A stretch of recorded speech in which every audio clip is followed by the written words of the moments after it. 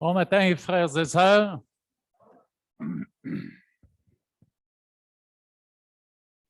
Alors, ce matin, nous continuons avec le Sermon sur la montagne dans le chapitre 7. Puis nous voulons continuer avec les 6 versets qui suivent le message de la semaine passée. Alors, le titre du message, comme vous voyez à l'écran, c'est « Commencer à aimer ». Dans Matthieu 7, les versets 7 à 12. Alors, commençons par lire ce texte qui, encore une fois, nous édifie grandement. Demandez et l'on vous donnera. Cherchez et vous trouverez. Frappez et l'on vous ouvrira. Car quiconque demande reçoit, celui qui cherche trouve, et l'on ouvre à celui qui frappe. Lequel de vous donnera une pierre à son fils s'il lui demande du pain? Ou s'il demande un poisson, lui donnera-t-il un serpent? Si donc, méchants comme vous l'êtes, vous savez donner de bonnes choses à vos enfants, à combien plus forte raison votre Père qui est dans les cieux donnera-t-il de bonnes choses à ceux qui les lui demandent?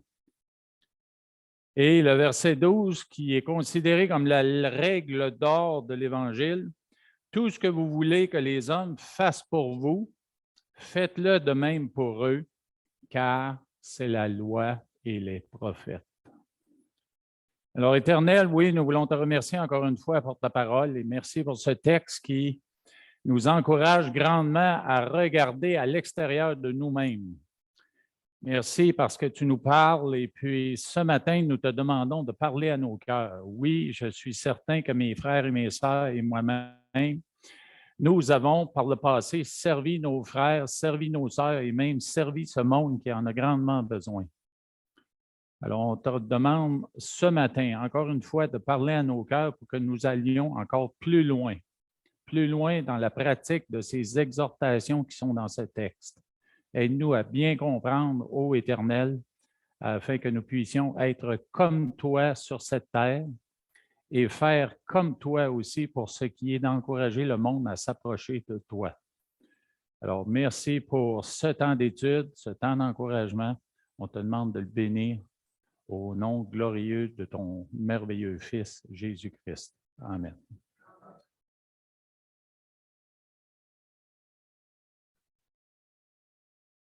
Alors, le verset que je viens de mentionner comme étant la règle d'or, c'est vraiment la conclusion du thème principal du Sermon sur la montagne.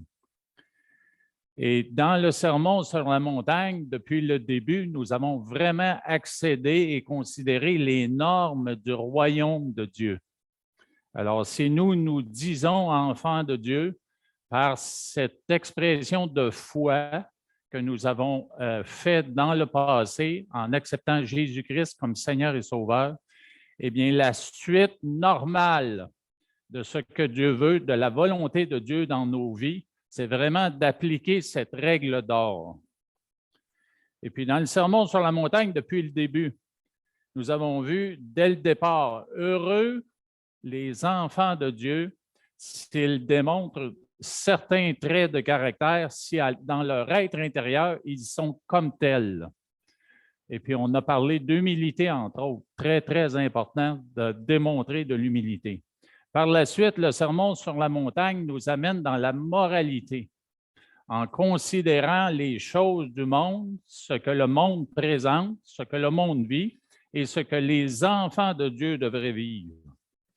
Il y a des éléments de religion dans ça. Le Sermon sur la montagne, plus récemment, nous a montré comment gérer les argents et les possessions matérielles. Et nous avons été encouragés dans ces éléments à faire la volonté de Dieu avec toutes les possessions ou les richesses que le Seigneur place entre nos mains. Et finalement, la semaine passée, nous avons entamé une section qui parle de relations humaines. Comment gérer et comment faire dans les relations humaines. La semaine passée, le thème, il était plus négatif, puisqu'on disait de ne pas juger. De ne pas juger selon le monde. et de ne pas juger avec désinvolture, c'est-à-dire une liberté insolente et une supériorité par rapport aux personnes que nous regardons et que nous jugeons. Et finalement, aujourd'hui, nous adressons le thème d'aimer. Comment aimer notre prochain? Bien sûr, nous connaissons déjà des éléments, mais ce texte de Matthieu 7, les versets 7 à 12, va encore plus loin. Et puis, c'est un moment ce matin pour faire une introspection, à savoir comment est-ce que j'aime, comment est-ce que j'aime mon épouse, comment est-ce que j'aime mes enfants, comment est-ce que j'aime dans la famille de Dieu et comment est-ce que j'aime dans le monde. Alors, soyez ouverts ce matin à être peut-être ébranlés un petit peu dans les pratiques d'amour que vous faites dans vos vies, peu importe le contexte, pour vraiment cerner ou discerner la volonté de Dieu parfaite pour ce qui est de démontrer de l'amour aux gens qui vous entourent. Alors, l'amour du Père, bien sûr, nous allons voir des éléments d'un Père qui pourvoit de bonne manière, de bonnes choses. Et le résumé de la loi et des prophètes, bien sûr, il est là dans notre façon de démontrer de l'amour aux personnes qui nous entourent. Oui, la parole nous dit « Aime le Seigneur ton Dieu » dans le premier grand commandement, et puis « Aime ton prochain ». Alors, on voit à quel point la parole est merveilleuse parce que « Aime le Seigneur ton Dieu », c'est vraiment le résumé des 4 premiers commandements du Décalogue. Et puis, « Aime ton prochain », c'est un résumé encore plus résumé des 6 commandements suivants du Décalogue. Alors, l'amour véritable, il est infiniment plus que de ne pas souhaiter du mal ou ne pas faire de tort. Alors, je répète, l'amour véritable, il est infiniment plus que de ne pas souhaiter du mal ou de ne pas faire de tort. L'absence de haine et de mauvaises intentions n'est pas nécessairement synonyme de l'amour ultime. Alors oui, le Seigneur nous demande d'avoir une vie active dans la parole. Il nous encourage à toujours considérer le côté positif de l'amour, qui est un amour qui bouge. C'est un amour actif, c'est un amour qui est productif. Ce n'est pas un amour qui est statique. On peut ressentir de l'amour dans notre être intérieur, mais si on n'est pas debout, si on n'est pas actif pour vraiment le démontrer ou le pratiquer, mais notre amour est vraiment limité. Alors oui, le Seigneur nous encourage à développer des dons. Lui demander des dons et les développer, il nous encourage par des expériences à développer des aptitudes, des connaissances ou des aptitudes de toutes sortes pour pouvoir servir et aimer de cette manière. Alors récemment, le Seigneur m'a interpellé avec un don ou des aptitudes et des expériences que le Seigneur m'avait données. Et puis, il m'a dit d'exprimer l'amour envers mes frères et mes sœurs au travers de certains travaux manuels que j'ai appris à faire dans le passé. Puis ça a commencé très tôt, puisque quand j'étais adolescent, mon père, qui était menuisier avant de devenir policier et pompier à Trois-Rivières, mais il nous a demandé, nous, ses fils, de l'aider à bâtir 2 maisons. Et puis dans ça, nous avons appris beaucoup de choses qui encore aujourd'hui peuvent servir à aimer. Aimer les personnes qui nous entourent, qui auraient des besoins dans ce sens-là. Alors, Dieu nous encourage à continuer de manière avec toutes ces connaissances, expériences et puis aptitudes que nous avons à nous rendre disponibles et à servir. Il veut que nous travaillions pour servir. Il veut que nous travaillions pour servir toujours. Et alors que je réfléchissais sur ces choses-là, il y a 2 illustrations qui me sont venues à l'esprit. Quand j'étais adolescent, mon père a pris sa retraite du département de police à Trois-Rivières, policier-pompier, peut-être plus tard dans ma vie, là, jeune homme, plus qu'adolescent. Et puis, j'ai été surpris de voir qu'à plusieurs reprises, C'était peut-être à tous les mois, à tous les 2 mois, je ne me rappelle pas exactement la fréquence, mais c'était assez fréquent pour m'interpeller. Il y a plusieurs de ses collègues policiers-pompiers à Trois-Rivières qui décédaient. Ils avaient pris leur retraite. Quelques mois plus tard, ils décédaient. Alors, ça m'a amené à réfléchir, ça. Est-ce que ces hommes-là sont décédés parce qu'ils n'avaient plus de vision pour leur vie, parce qu'ils n'avaient plus d'intérêt pour leur vie, parce qu'ils étaient tombés complètement oisifs de ce qu'ils étaient auparavant, très actifs dans leur métier? Possibilité.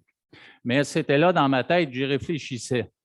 Puis il y a quelques années, plusieurs décennies même, dans les années 95, nous avons été, Chantal et moi et toute notre famille, avec l'association Wycliffe à Vancouver pour considérer peut-être servir sur le champ missionnaire. Et Chantal et moi, on a été surpris de voir le nombre de personnes de l'association Wycliffe qui étaient là, non seulement pour aider, mais pour former, qui étaient, comme plusieurs personnes dans cette communauté ici, des personnes avec des cheveux gris, des personnes âgées, des personnes qui étaient à la retraite, mais qui avaient continué ou qui voulaient maintenant servir l'association Wycliffe d'une manière ou d'une autre. C'est certain que dans le groupe, il y avait des missionnaires de carrière qui avaient commencé très jeunes, cette carrière missionnaire, mais il y en avait beaucoup aussi qui étaient des gens qui avaient, après leur retraite, qui étaient entrés sur le champ missionnaire pour aller servir non seulement là, à Vancouver, pour notre formation, mais à bien des endroits dans le monde.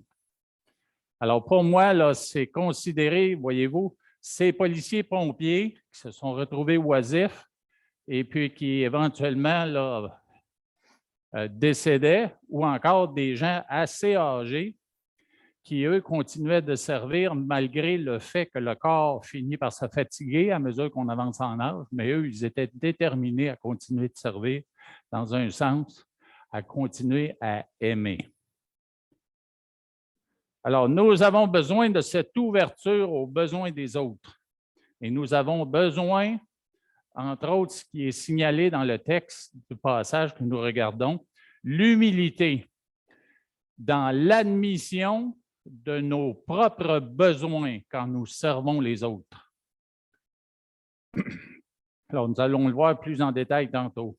Alors, les verbes grecs de 1 Corinthiens 13, par exemple. 1 Corinthiens 13, c'est un texte qu'on connaît beaucoup parce qu'il parle de l'amour de bien des façons.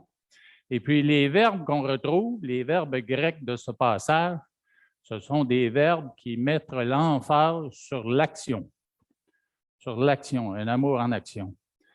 Alors oui, le résumé, je vous le redonne encore une fois parce que c'est le verset le plus important de ce passage et c'est le verset vers lequel nous allons tendre en voyant les versets un à la suite des autres.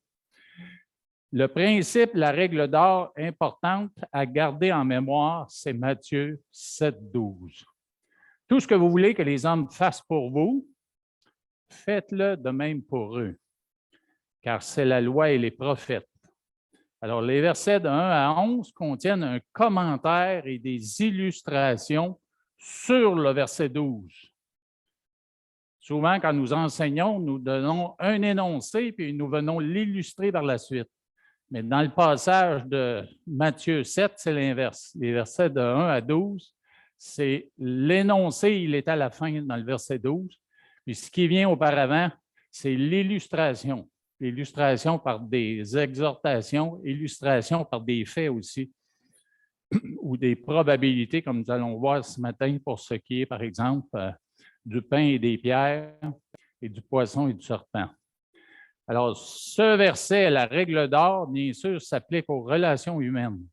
Et il y a un théologien auteur qui s'appelle William Barclay. Il l'a décrit de façon extraordinaire, ce verset 12, en disant que c'est le mont Everest de l'éthique. Le mont Everest de l'éthique. Alors, ce qui s'approche le plus de l'amour absolu dont la nature est capable avec l'aide de Dieu. Alors, l'amour absolu, l'amour qui vient de Dieu, eh bien, nous le retrouvons dans ce verset-là. Alors, ces exhortations générales éliminent la nécessité d'établir une multitude de petites règles de conduite pour tous les cas particuliers. Alors, dans ce passage, nous voyons ces généralités-là qui nous sont enseignées, alors que Dieu aurait pu nous donner un mode d'emploi ou une façon de faire pour toutes les situations de nos vies. Aujourd'hui, quand on considère ça, on pourrait dire que ça aurait pu être possible parce qu'on a l'informatique, on a des téléphones qui ont beaucoup de mémoire dans lesquels on peut stocker beaucoup d'informations. Mais dans le temps, alors qu'on écrivait sur des papyrus, alors qu'on écrivait plus tard sur du papier, c'est impossible de considérer que Dieu nous donne toute la méthodologie pour toutes les situations dans nos vies. Imaginez ça, là. Toutes les situations qui peuvent arriver dans vos vies, Dieu vous donne, voici comment faire. Point A, ou point 1 plutôt, étape 1, étape 2, étape 3, étape 4, etc. Voilà, l'histoire est réglée. Alors, imaginez ça. Dieu nous donne, par contre, dans la parole, il nous donne des principes. Et la méthodologie, où est-ce qu'on peut la trouver, la méthodologie? On la trouve par son esprit qui vient nous guider dans ces situations-là, comment appliquer les principes de la parole de Dieu.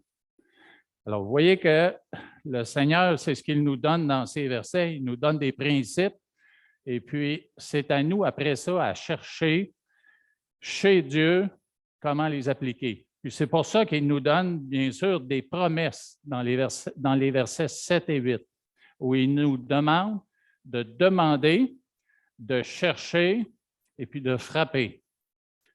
Alors, c'est ces choses-là, c'est la méthodologie, comment aimer avec les principes que nous donne la parole dans différentes situations. Et puis, c'est là qu'il nous demande de retourner vers lui avec la connaissance que nous avons déjà de la parole.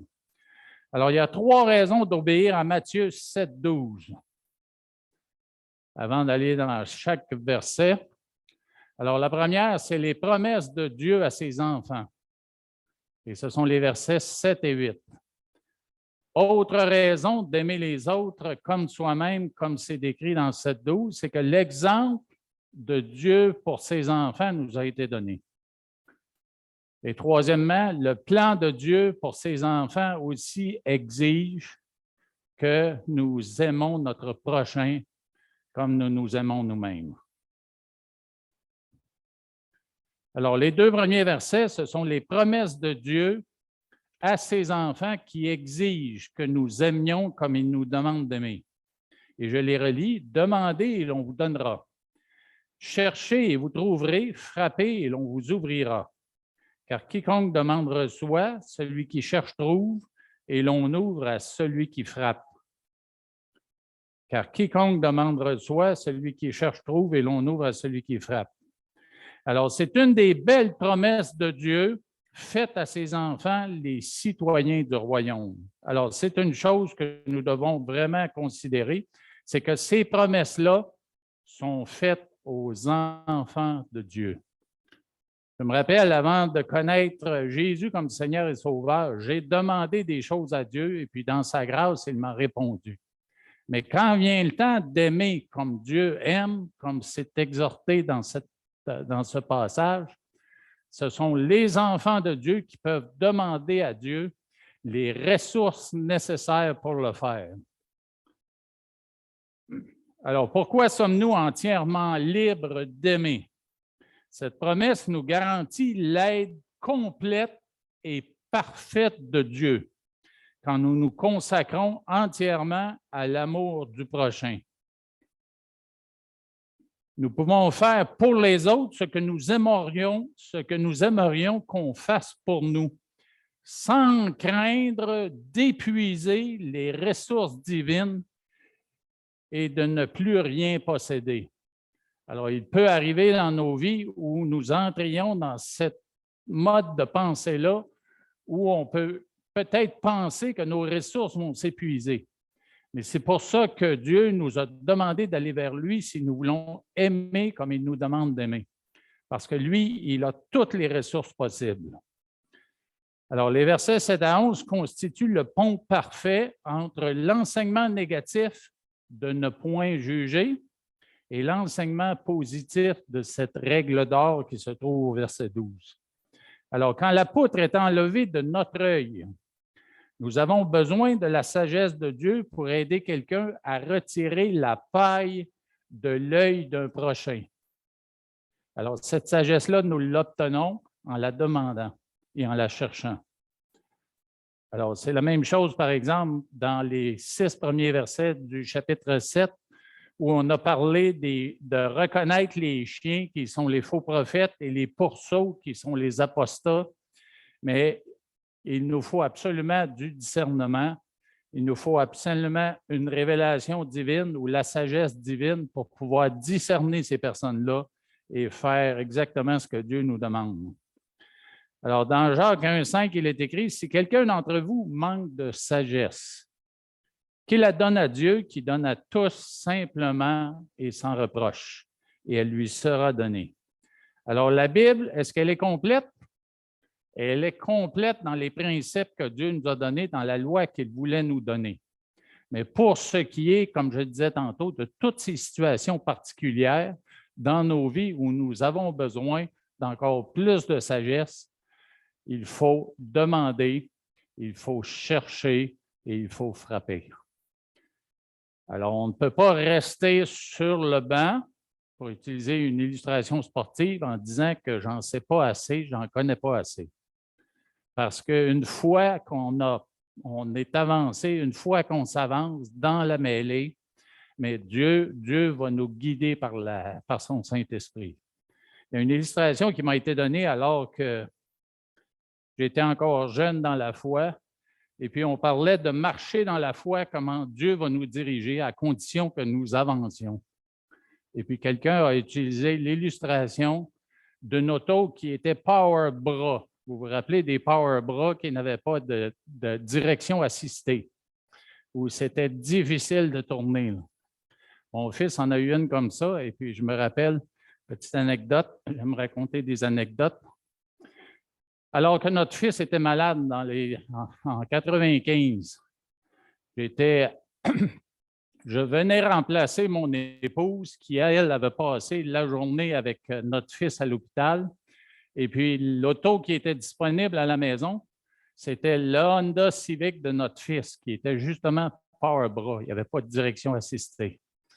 Et puis, quand je me suis stationné à Sainte-Justine dans la rue, il y avait de l'espace, un peu d'espace devant, puis beaucoup d'espace derrière. Alors, pour moi, me stationner là, c'était facile. Et quand je suis arrivé dans la chambre d'hôpital, j'ai dit bonjour à Chantal, et puis après quelques minutes, elle est repartie avec les clés. Quand elle est arrivée dans la rue, il y a quelqu'un qui s'était stationné derrière, peut-être à un pied du pare-choc. Là, moi, j'étais en haut pensant que tout était bien dans la chambre, et puis une demi-heure plus tard, Chantal est montée, puis elle était fâchée. Fâchée parce qu'elle n'a jamais été capable de sortir l'auto. Alors, pour la marche dans la foi avec Dieu, il faut avancer dans le service, dans le ministère, que ce soit un ministère personnel autour de nous ou un ministère public, il faut avancer. Puis Dieu nous dirige alors que nous avançons. Et puis c'est pour ça qu'il faut demander, il faut lui demander, il faut chercher et il faut frapper constamment, puisque c'est ce qu'il nous demande dans ce passage. Alors, Dieu ne désire pas que nous ayons en poche toutes les réponses. Qu'est-ce que nous ferions si nous avions en poche toutes les réponses? Qu'est-ce que nous ferions? On se détournerait de lui. Vrai? C'est un peu cette vérité qui est mentionnée dans Proverbe 30, les versets 8 et 9. Des versets que j'aime beaucoup quand j'en arrive à me demander là, au niveau des besoins et des désirs que nous avons à la maison. Ça me ramène toujours sur terre, ça me donne un peu d'humilité, ces versets-là où il est écrit « Éloigne de moi la fausseté et la parole mensongère. Ne me donne ni pauvreté, ni richesse. Accorde-moi le pain qui m'est nécessaire. De peur que dans l'abondance, je ne te renie et ne dise qui est l'Éternel, ou que dans la pauvreté, je ne dérobe. et je ne m'attaque au nom de mon Dieu. » Alors, vous voyez, pour ce qui est de la connaissance de Dieu, si on avait toute la connaissance de Dieu pour faire aimer notre prochain sur la terre, bien, on n'aurait pas besoin de lui. Mais Dieu, dans sa sagesse, il nous a donné la connaissance des principes d'application de sa parole. Puis tout le reste, la sagesse, le discernement, ça nous vient à mesure que nous en avons besoin dans notre pèlerinage ici sur la terre. Alors, nous sommes invités à demander, nous sommes invités à chercher, à frapper à la porte du ciel. Et les grandes promesses que contiennent ce passage, ces 2 versets, c'est que nous recevrons, c'est que nous trouverons et puis on nous ouvrira. Alors, je vous mets au défi d'avancer dans le pèlerinage d'amour que Dieu vous demande de démontrer ici sur la terre, et puis vous allez voir que Dieu ouvre les écluses des cieux pour compléter les principes qu'il nous a donnés par tout le reste, le discernement, par la sagesse pour ce qui est de bien appliquer la parole.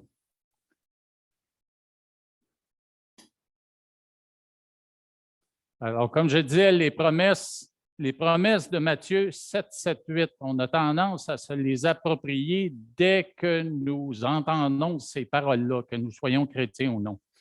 Mais le passage, ce n'est pas un chèque en blanc que n'importe qui peut présenter à Dieu. Premièrement, cette promesse s'adresse aux véritables enfants de Dieu. Alors, dans le Sermon sur la montagne, il y avait plusieurs auditeurs. Il y avait ses disciples, et Jésus s'adresse à eux directement. Il y avait aussi les scribes et les pharisiens à qui Jésus s'adressait de manière indirecte.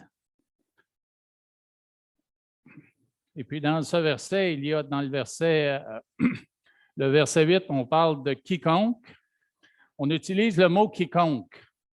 Et moi, je ne suis pas tout à fait d'accord avec l'utilisation de ce mot quiconque, parce que c'est un mot qui est plutôt un petit peu indéfini. J'aimerais mieux certaines traductions, je ne me rappelle pas laquelle, qui utilisent tous ceux qui cherchent, tous ceux qui demandent et tous ceux qui frappent. Puis il y a 2 versets dans la parole de Dieu qui, encore une fois, m'ont été signalés dans une prédication que j'ai entendue il y a bien longtemps, au début de ma vie chrétienne. Et puis un pasteur disait qu'avant d'être en Christ, nous sommes des quiconques. Et quand nous devenons en Christ, nous devenons des quelqu'un. Et puis il a utilisé 2 versets en particulier. Et puis le premier, bien sûr, c'est Jean 3,16, où il dit « Car Dieu a tant aimé le monde qu'il a donné son Fils unique afin que quiconque croit en lui ne périsse point, mais qu'il ait la vie éternelle. » Et puis, bien sûr, dans 2 Corinthiens 5, 17, il est écrit « Si quelqu'un est en Christ, il est une nouvelle créature, les choses anciennes sont passées, voici toutes choses sont devenues nouvelles. » Alors, c'est pour ça que dans le passage que nous étudions ce matin, j'aime mieux la traduction où on dit « tous ceux », fait référence aux personnes qui sont en Jésus-Christ, qui demandent et qui s'approchent de Dieu. Alors, il y a 2 concepts mis en relief dans Matthieu. Le royaume de Dieu, qui sont les règles et les lois, et puis la famille de Dieu, les relations. Dans le Sermon sur la montagne, nombreuses références à Dieu en tant que Père. En tant que Père. Nous oublions que le Créateur de l'univers s'est déclaré notre Père.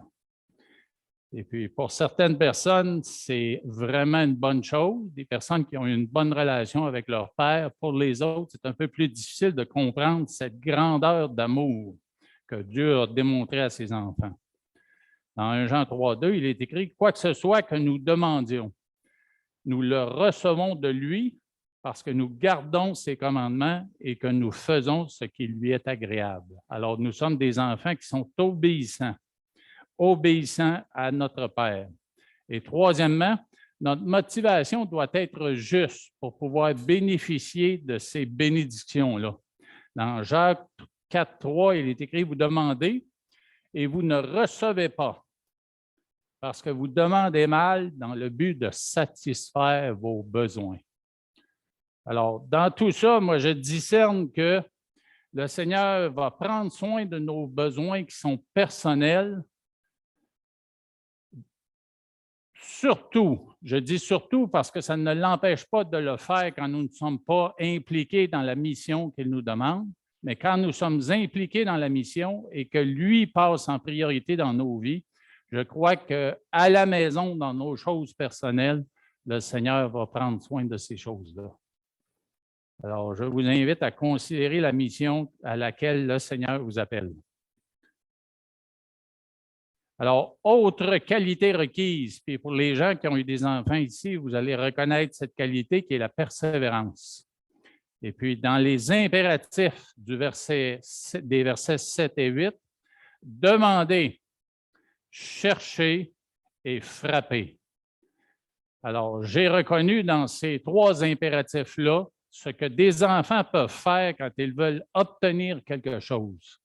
Ils vont demander aux parents, et puis si la réponse tarde, ils vont essayer par eux-mêmes. Ils vont chercher des moyens d'obtenir par eux-mêmes ce qu'ils désirent. Et puis éventuellement, si ce n'est pas réussi, si ça ne s'accomplit pas, mais là, ils vont retourner voir les parents, puis là, ils vont frapper. Alors, il y a une progression en intensité qui nous encourage, nous, à persévérer dans ces demandes que nous faisons au Père. Alors, l'exemple de Dieu exige d'aimer selon la règle d'or. Alors, c'est dans les versets 9, 10 et 11 que nous voyons ces vérités. Et puis, on en a déjà parlé dans les semaines qui ont précédé. On a parlé de la pierre, qu'un père ne donne pas à son fils quand il lui demande un pain.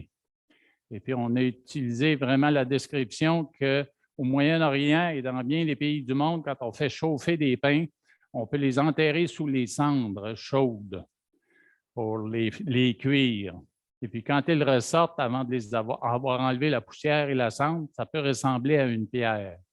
Et puis, un père qui voudrait faire une supercherie à son enfant, mais il pourrait lui donner une telle pierre qui ressemble à un pain. Mais comme on dit dans le passage, là, le Seigneur est bien loin de faire ces choses-là. Parce qu'un père sur la terre ne ferait pas ça, un père qui aime ses enfants, à combien plus forte raison? C'est une expression que j'aime tellement dans la parole, à combien plus forte raison, qui exprime le fait que Dieu est beaucoup plus élevé que ces choses-là qu'un humain pourrait faire sur la terre, mais qu'il ne fait pas. Alors, à combien plus forte raison, Dieu donnera de bonnes choses à ceux qui les lui demandent. Alors, il n'est pas naturel pour un père de négliger les besoins physiques et spirituels de ses enfants. À combien plus forte raison, Dieu va négliger nos besoins spirituels.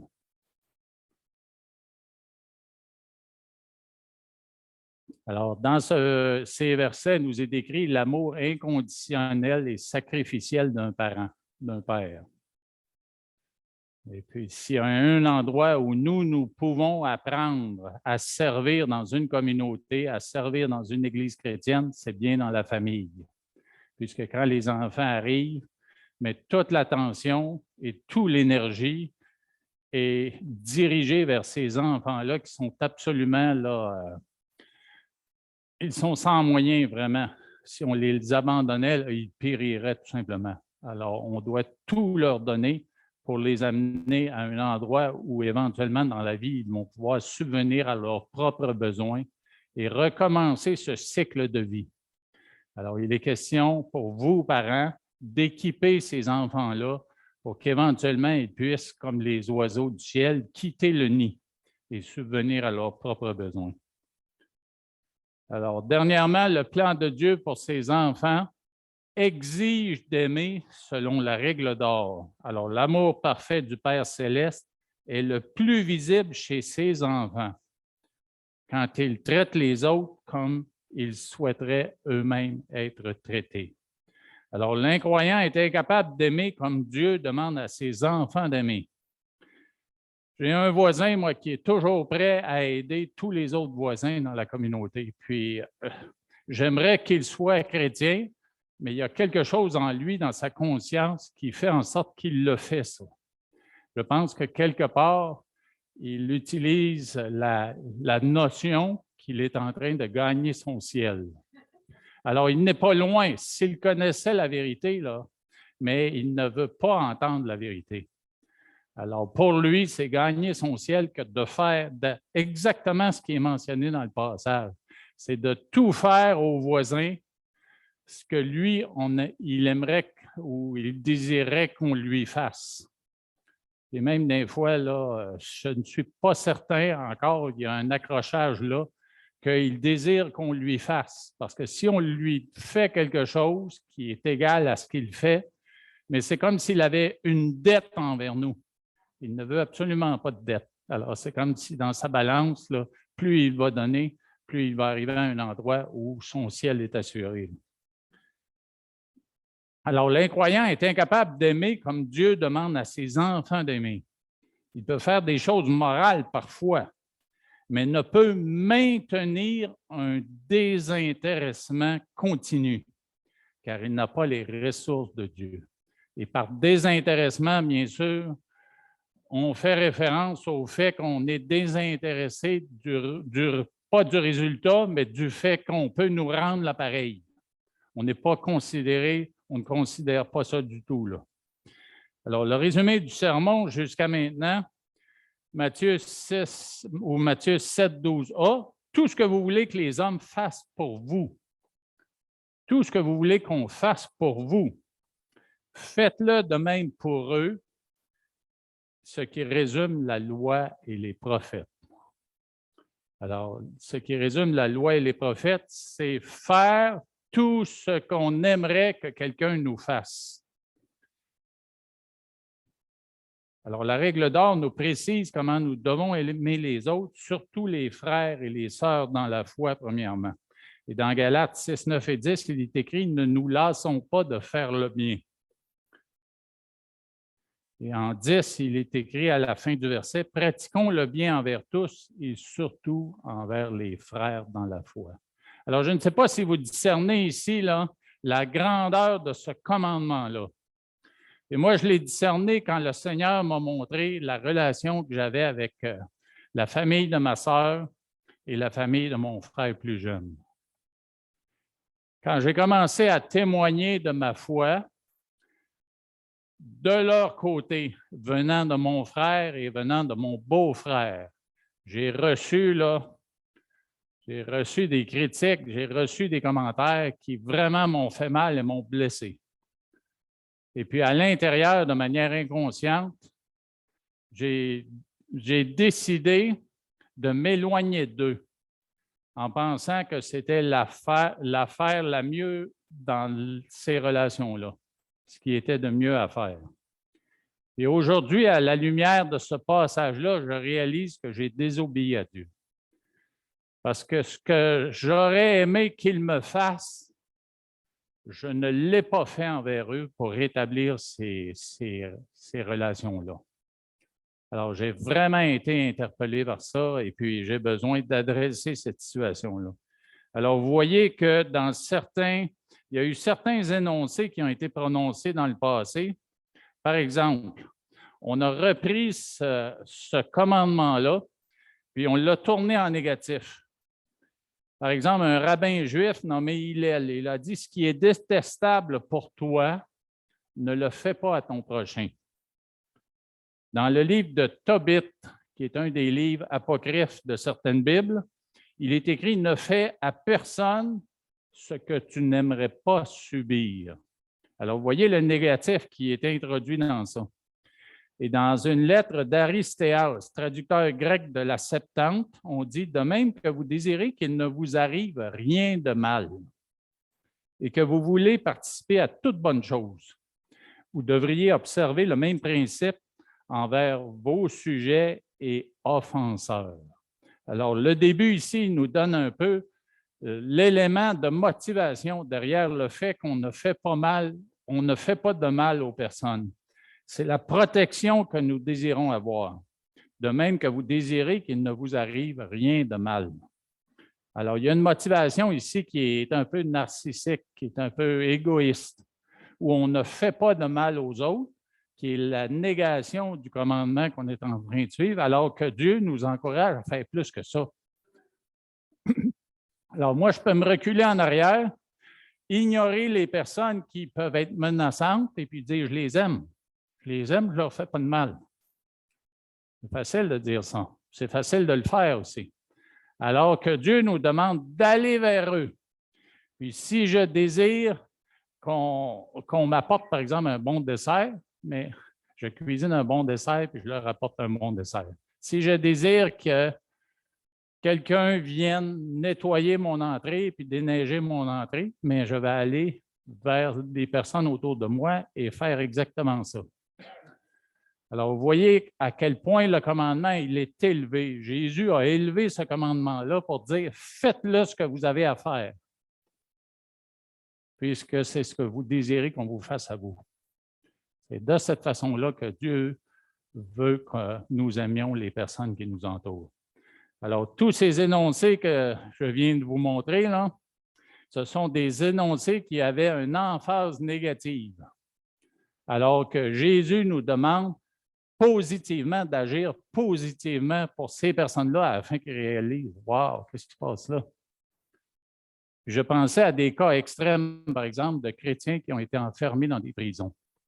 Ils ont été maltraités par des bourreaux, par des gardiens de prison qui leur ont fait du mal physiquement, qui les ont torturés aussi psychologiquement. Et puis, comment est-ce qu'une personne peut faire obéir à ce commandement-là dans une condition pareille? Eh bien, c'est de tout simplement aimer cette personne-là, puisqu'on désirait que cette personne-là nous aime et prenne soin de nous. Et ne fasse pas ces choses-là qui nous font mal. Alors, pour une personne qui est là en prison, qui n'a pas beaucoup de moyens, comment est-ce que cette personne-là peut aimer un bourreau? Alors, c'est vraiment là, ces questions de Dieu qui, par son esprit, vient animer ces personnes-là. Puis, naturellement, on n'est pas capable de le faire. Alors, la forme négative de la règle d'or, dont je viens de vous citer des exemples, par exemple, un autre, je vous en donne un autre, ce que tu cherches à éviter comme souffrance, ne l'impose pas à autrui. Alors, cette forme négative de la règle d'or, elle n'est pas la règle d'or. Alors, dans Galates 5, 22, il est écrit « Mais le fruit de l'esprit, c'est l'amour, la joie, la paix, la patience, la bonté, la bénignité, la fidélité, la douceur et la tempérance. » Le premier élément qui est mentionné, c'est l'amour. Et puis, ça vient de l'Esprit de Dieu et c'est grâce à l'Esprit de Dieu qui est en nous. La parole de Dieu nous donne les principes de Dieu pour nos vies et c'est à nous à aller vers Dieu afin qu'il nous donne les élans d'amour, le discernement et la sagesse pour vraiment mettre en pratique les principes qui sont dans la parole. Alors, je vais vous laisser avec quelques éléments de réflexion à garder en mémoire. Quand viendra le temps d'avoir ces relations d'amour autour de nous pour vraiment que les gens voient qu'il y a un esprit incroyable en nous. L'amour désintéressé ne sert pas dans le but de se protéger de tout mal ou d'assurer son propre bien-être. Alors, comme je vous disais tantôt, nous n'aimons pas parce que nous ne voulons pas subir des choses, mais nous aimons peu importe. Il est dans l'intérêt plutôt de celui qu'il sert, c'est-à-dire la personne qui reçoit ce service-là, qui reçoit cet amour-là. Et le fait de la manière dont il aimerait qu'on le serve, qu'il soit ou non, à un moment donné, l'objet d'un tel service. Alors, ce niveau d'amour est divin. Il n'est possible qu'avec le secours divin. C'est pourquoi nous sommes appelés, dans les premiers versets, à demander, à chercher et à frapper. Seuls les enfants de Dieu peuvent avoir des relations toujours justes avec les autres, des relations telles que Dieu les demande.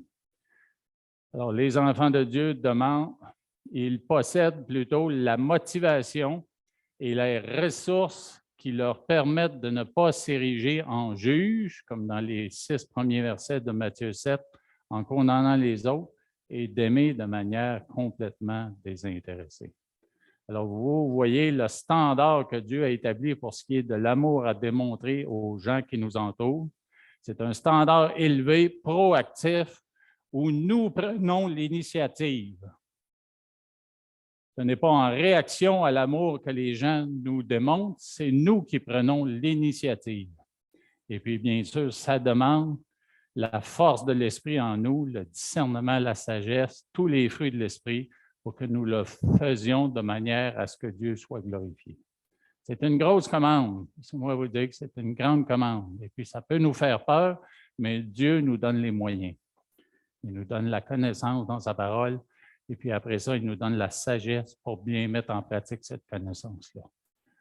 Alors, je vous encourage à demander, je vous encourage à chercher et je vous encourage à frapper. Terminons en prière. Seigneur, nous te remercions encore une fois pour cet élément d'aimer son prochain, où tu nous demandes un élan encore plus grand, où on doit faire des choses que nous aimerions qu'on nous fasse aux personnes qui nous entourent, qui peut-être ne le méritent même pas, qui peut-être, Seigneur, sont loin d'être sur nos cœurs pour ce qui est d'offrir un service, pour ce qui est d'aimer.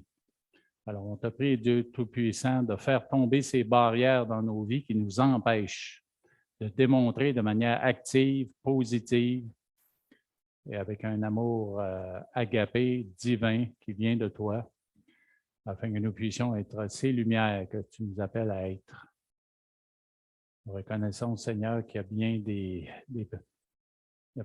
bien des personnes dans nos vies qui nous entourent, où pour nous, il serait difficile de prendre cette initiative, puis d'aller de l'avant, puis de démontrer de cet amour-là. Mais tu nous appelles à le faire. C'est comme ça que toi, tu l'as fait quand tu as marché sur la terre. Et puis, nous sommes appelés à être semblables à toi. Alors, merci Dieu Tout-Puissant pour cette invitation à être toi, vivant dans nos vies pour ces personnes qui ont besoin de te connaître. Ouvre les portes et montre-nous avec discernement, Seigneur, comment nous pouvons le faire. C'est dans le nom de Jésus que nous prions. Amen.